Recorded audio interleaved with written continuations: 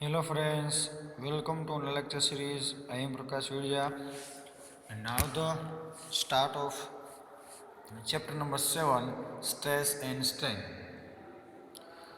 તો હવે આપણે ખાસ જોવાનું છે જે આઈએમપી થિયરી છે આ પાઠમાંથી what is a stress and what is a strain. તો સ્ટ્રેસ કોને કહી શકાય અને સ્ટ્રેન કહી શકાય. તો આપણે કઈ સ્ટ્રેસ મતલબ આપણે ક્યારેક સ્ટ્રેસ શબ્દ છે મગજ ઉપર આપણે વધારે વાપરીએ છીએ કે આજે મારે સ્ટ્રેસ વધારે છે, આજે સ્ટ્રેસમાં છું, આવા તમે બધા શબ્દો સાંભળ્યા છે. સ્ટ્રેસ એટલે તણાવ, જાણે આપણે ગુજરાતીમાં શું કહીએ તણાવ. કોઈ પદાર્થને તમે ખેંચો છો તો જે ખેંચાણ થયું છે એ ખેંચાણને શું કહેવાય છે? સ્ટ્રેસ કહી શકાય. પછી ખેંચો તોય ભલે દબાવો તોય ભલે. તો ખેંચાણ બે પ્રકારનું હોઈ શકે, એક લંબાઈની દિશામાં અને લંબાઈની વિરુદ્ધ દિશામાં. મતલબ સ્પ્રિંગને તમે ખેંચો છો તો લંબાઈની દિશામાં કહેવાય અને બીજું દબાવો છો લંબાઈની વિરુદ્ધ દિશામાં કહેવાય. તો સ્ટ્રેસ બે પ્રકારનું હોઈ શકે. ત્યારબાદ સ્ટ્રેન. તો સ્ટ્રેન એટલે શું કે વલણ. વલણ એટલે એનો દેખાવ કે ગુણ આપણે કહી શકીએ કેવું છે. સપોઝ જે સ્ટ્રેસ છે એના જેવું જ સ્ટ્રેન છે but is not equal to. Okay, stress અને સ્ટ્રેન. સ્ટ્રેસ એટલે આપણે તેને તણાવ કહી શકાય અને સ્ટ્રેન એટલે શું કહેવાય એનું વલણ કેવું છે, ગુણધર્મ જેને આપણે કહીએ ને તો આપણે જોવાના છે. તો ફર્સ્ટ આપણે સ્ટ્રેનની વ્યાખ્યા જોઈએ કે વોટ ઇઝ અ સ્ટ્રેન. તણાવ એટલે શું છે? તો કે if an external force applied on a body produce a change in the normal position of a body. કે જ્યારે કોઈ પદાર્થ પર બાહ્ય બળ લગાડવામાં આવે છે તો કંઈક એના નોર્મલ સાઇઝ કરતાં કંઈક સાઇઝમાં પોઝિશનમાં સ્થાનમાં ફેરફાર થાય છે. એક્ઝામ્પલ તરીકે ચેન્જ ઇન લેન્થ. દાખલા તરીકે કઈ રાશિ બદલાણી છે કે તો કે લંબાઈ બદલાણી છે. પછી ચેન્જ ઇફ વોલ્યુમ, કદ બદલાણું છે. એન્ડ ચેન્જ ઓફ શેપ, એનો આકાર બદલાય છે. એનો આકાર બદલાય છે. Then the force applied is called deforming force. તો જે આટલી વસ્તુ બદલાય છે કે લંબાઈ બદલાય, એનું કદ બદલાય, એનો આકાર બદલાય કોઈ પણ પદાર્થની, તો આવા બળને શું કહેવાય છે? ડિફોર્મ. મતલબ કંઈક ડિફોર્મ એટલે ખલેલ પહોંચાડે છે, કંઈક એમાં ખામી ઉત્પન્ન કરે છે, એવા બળને શું કહેવાય છે? ડિફોર્મિંગ આપણે ફોર્સ તરીકે ઓળખી શકીએ છીએ. તો ડિફોર્મિંગ ફોર્સની આપણી વ્યાખ્યા આવી જ આવી જોઈએ કે જે બળમાં કે when external force is applied on the body produce a change in the normal positions, this called is a deforming force. અહીંયાથી ચાલુ કરીને અહીંયા લગી લખો ને સીધું પછી કહી શકો કે applied force is a deforming force. કે when deforming force are applied to a body, its length, volume or shape change and the body acquire equilibrium. કે જ્યારે ડિફોર્મિંગ ફોર્સ લાગતું હોય કોઈ પદાર્થ ઉપર તો એના બોડી છે મતલબ પદાર્થ છે એની લેન્થ, કદ અને આકારમાં પણ કંઈક ફેરફાર થશે. પણ જે આકારનો ફેરફાર થાય છે એ ફેરફારના સમપ્રમાણમાં છે, એ આપણે શું કહી શકાય? ડિફોર્મિંગ ફોર્સ છે એમ કહી શકાય છે. કે જેવું બળ લગાડો એવો એના આકારમાં ફેરફાર થવાનો છે.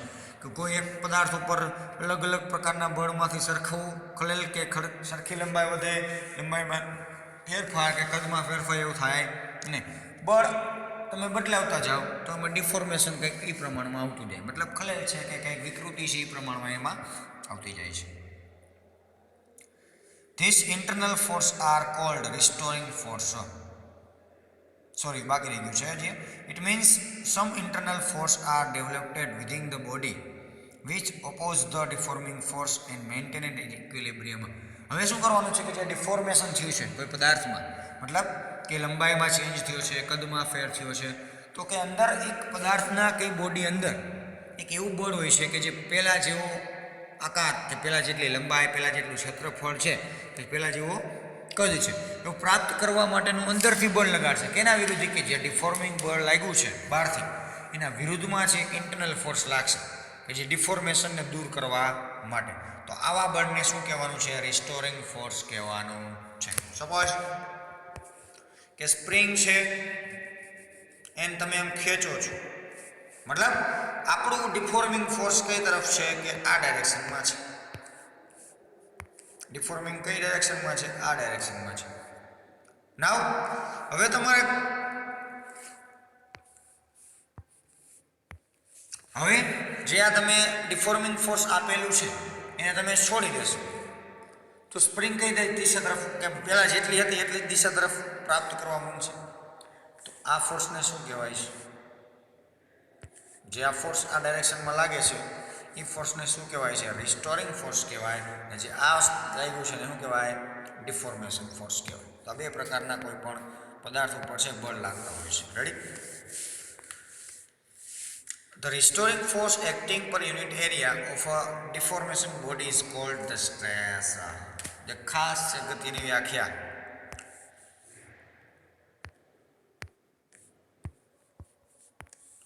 કે the restoring force acting per unit area કે જે એકમ ક્ષેત્રફળ દીઠ લાગતું જે રિસ્ટોરિંગ બળ છે, એકમ ક્ષેત્રફળ દીઠ લાગતું જે રિસ્ટોરિંગ બળ છે કે રિસ્ટોરિંગ ફોર્સ છે એને આપણે શું કહેવાનું છે? સ્ટ્રેસ કહેવાનું છે. તો ખાસ અગત્યનું છે કે the restoring force acting per unit area of a deformed body, એટલે ડિફોર્મેડ એટલે કે ખલેલ વિકૃત થયેલી પદાર્થ છે, એ વિકૃત થયેલા પદાર્થમાં એકમ ક્ષેત્રફળ દીઠ લાગતા રિસ્ટોરિંગ ફોર્સને શું કહેવાનું છે? સ્ટ્રેસ કહેવાનું છે. Is called the stress. મતલબ આપણે સપોઝ આપણે એમ કહીએ કે કોઈ સ્પ્રિંગ સપોઝ પેલા આટલી લંબાઈની હતી કે એલ જેટલા લંબાઈની હતી, પછી તમે એને ખેંચીને થોડીક હજી લાંબી કરી છે, મતલબ ડેલ એલ જેટલો વધારો થયો છે. હવે આપણી પાસે લંબાઈ કેટલી છે? એલ પ્લસ ડેલ એલ જેટલી લંબાઈ છે. હવે જે આમાં ડિફોર્મિંગ થયેલી સ્પ્રિંગ કહેવાય, અને કેવી કહેવાય? ડિફોર્મિંગ થયેલી સ્પ્રિંગ કહેવાય. હવે તમે જે એક્સટર્નલ ફોર્સ આપેલું છે એને તમે હટાવી લો તો શું કરશે? સ્પ્રિંગ છે પોતાનો મૂળ આકાર પ્રાપ્ત કરવા માટે અંદરનો જે પ્રયત્ન કરશે કે જે ઇન્ટરનલ ફોર્સ લાગે છે. તો આ ઇન્ટરનલ ફોર્સ છે એ એકમ ક્ષેત્રફળ દીઠ કેટલું લાગે છે આ બળને શું કહેવાનું છે? સ્ટ્રેસ કહેવાનું છે. રેડી? સમજાણું? ડેફિનેશન આ રીતે છે. ત્યારબાદ આપણે જોઈએ કે the restoring force set up in the body is equal to the opposite the applied deforming force. જે રિસ્ટોરિંગ ફોર્સ છે કોઈ પણ પદાર્થ ઉપર લાગુ પાડેલું એ હંમેશા અને સરખા માત્રામાં, મતલબ આપણે ન્યૂટનની થર્ડ લો આઘાતી અને પ્રત્યાઘાતી બળ છે પરસ્પર સમાન મૂલ્યના અને પરસ્પર વિરુદ્ધ દિશામાં હોય છે. તો એ રીતે અહીંયા પણ એવું છે કે રિસ્ટોરિંગ ફોર્સ અને ડિફોર્મેશન ફોર્સ છે એ હંમેશા સરખી માત્રામાં અને એકબીજાની વિરુદ્ધ દિશામાં લાગતા હોય છે. So long as there is no permanent change produced in the body, કે કાયમ માટે છે પરમેનન્ટ ચેન્જ, મતલબ કે પ્લાસ્ટિકને આપણે ખેંચીએ છીએ તો પરમનન્ટ ચેન્જ થઈ જાય કે એના આકારમાં વિકૃતિ આવી જાય, એવું સ્ટ્રેસમાં થતું નથી. So restoring force is equal to the applied deforming force. So stress can be given by stress is equal to applied deforming force upon area. મતલબ તમે રિસ્ટોરિંગ ફોર્સ પણ કહી શકો, એના છેદમાં એરિયા આવે, અપ્લાઇડ ફોર્સ પણ કહી શકો, એટલે કે ડિફોર્મિંગ ફોર્સ પણ કહી શકો. ત્યારબાદ એના યુનિટો આપ્યા છે કે ઇટ્સ યુનિટ એમકેએસ સિસ્ટમ. જો અહીંયા આપણે એમકેએસ મતલબ મીટર, કિલોગ્રામ અને સેકન્ડમાં આપણે લેવાનું છે. તો એરિયા છે મીટર જગ્યાએ કેમાં હશે? એરિયા શું હશે? મીટરનો સ્ક્વેર, અને ફોર્સ શેનો હશે? ન્યૂટન. તો ન્યૂટન પર સેન્ટીમીટર સ્ક્વેર. હવે સીજીએસમાં લેવો હોય તો તમે શું થશે? ન્યૂટનનું ડાયન થઈ જશે, મીટરનું સેન્ટીમીટર થઈ જશે, તો ડાયન પર સેન્ટીમીટર સ્ક્વેર. હવે સ્ટ્રેસને આપણે બીજો પણ એકમ કેવું હોય તો ખાસ અગત્યનું છે પાસ્કલ. યાદ રાખજો, એટમોસ્ફિયર જે પ્રેશર આપણે પાસ્કલ કહી છીએ એને સ્ટ્રેસ પણ કહી શકાય. વાતાવરણીય દબાણ, એકમ ક્ષેત્રફળ દીઠ લાગતા દબાણને આપણે શું કહેવાય? એકમ ક્ષેત્રફળ દીઠ લાગતા બળને આપણે દબાણ કહીએ છીએ. દબાણ મતલબ કે સ્ટ્રેસ. રેડી? તો આ રીતે એમાં પાસ્કલ પણ એકમ થાય, ન્યૂટન પર મીટર પણ થાય, અને ડાયન પર સેન્ટીમીટર સ્ક્વેર પણ થઈ શકે છે. હવે when a deforming force is applied normally per unit surface area of a body, the stress produced in the body is called normal stress. કે જ્યારે ડિફોર્મિંગ ફોર્સ છે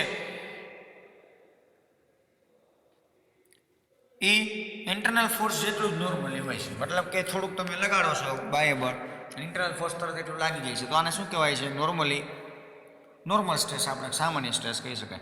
normal stress is the subdivided into follow two characteristics. હવે normal stress છે, સાદું દબાણ છે, આપણે બે ગુણધર્મો ધરાવે છે. તો કયા કયા છે?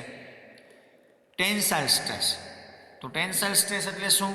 અને બીજું છે કોમ્પ્રેસિવ સ્ટ્રેસ. યાદ રાખજો, નોર્મલ સ્ટ્રેસના ટુ ટાઈપ છે, ટેન્સાઇલ સ્ટ્રેસ અને કોમ્પ્રેસિવ સ્ટ્રેસ. એમાં પહેલાં આપણે જોઈએ ટેન્સાઇલ સ્ટ્રેસ. કે if the length of body increase or this is a extension of the body is a direction applied force, the stress set of the body is called tensile. શું કીધું છે? કે the of length of body increase or this is a extension of the body direction applied force. મતલબ કે જે પદાર્થનો લંબાઈમાં વધારો થાય છે, પદાર્થમાં લંબાઈમાં જે વધારો થાય છે એના બળની દિશામાં વધારો થતો, તો એવા બળને શું કહેવાય છે? ટેન્સાઇલ સ્ટ્રેસ કહેવાનું છે. સેકન્ડ જોઈએ કમ્પ્રેસિવ. તો કમ્પ્રેશન નામ આપ્યું છે. કમ્પ્રેશન એટલે દબાવવું. કે if the length of body decrease or this is a compressive of the body due to the applied force, stress set of called compressive. કે જે પદાર્થમાં લંબાઈમાં વધારો થતો હોય એને કહેવાય ટેન્સાઇલ, અને જેમાં પદાર્થમાં લંબાઈમાં ઘટાડો થતો હોય મતલબ કે ડિક્રીઝ છે અને આમાં ઇન્ક્રીઝ છે. આટલું યાદ રાખવાનું છે. જે દબાણમાં પદાર્થની લંબાઈમાં વધારો થાય એને ટેન્સાઇલ સ્ટ્રેસ, જે પદાર્થમાં દબાણ આપવાથી લંબાઈમાં ઘટાડો થાય એને કમ્પ્રેસિવ સ્ટ્રેસ કહેવાનું છે. તો આટલું છે સ્ટ્રેસમાં. સ્ટ્રેસની ડેફિનેશન, સ્ટ્રેસનું સૂત્ર, સ્ટ્રેસના 3 યુનિટો MKS, SI અને CGS. ત્યારબાદ એ ટુ ટાઈપ ઓફ સ્ટ્રેસ. પેલા નોર્મલ સ્ટ્રેસના ટુ ટાઈપ્સ છે. એક તો નોર્મલ સ્ટ્રેસ કેને કહેવાય? કે લંબાઈમાં કંઈ ફેરફાર થતો, બીજું કંઈ ફેરફાર થતું હોય નહીં. એમાં પણ લંબાઈના ફેરફારના આધારે નોર્મલ સ્ટ્રેસના ટુ ટાઈપ છે. કમ્પ્રેસિવ મતલબ કે લંબાઈમાં ઘટાડો થાય, અને ટેન્સાઇલ લંબાઈમાં વધારો થાય છે. તો આટલું આપણા લેક્ચરમાં જોવાનું છે. ત્યારબાદ આપણે બીજું ટોપિક ચાલુ કરશું, સ્ટ્રેન. ઓકે, તો અહીંયા લગી આપણો લેક્ચર પૂરો થાય છે. Okay, so thank you so much student watching my video.